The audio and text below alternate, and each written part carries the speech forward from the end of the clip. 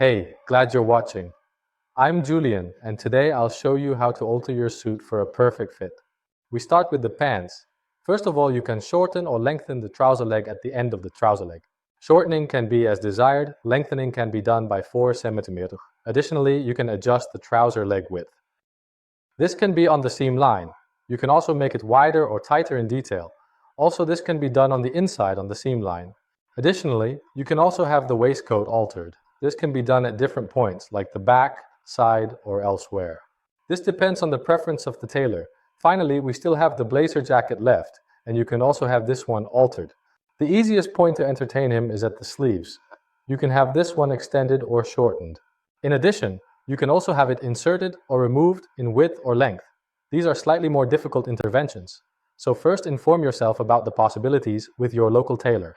But how do you find such a tailor? We have included a form in the shipping bag with a QR code on it. Scan this QR code and you will find all local tailors near you. If you can't make it that way as you want, click on the eye above for more explanation on how to exchange your suit perfectly for a different size. Thanks for watching. Like, subscribe, and stay tuned for more videos on our channel. Learn how to wear a pocket square the best way.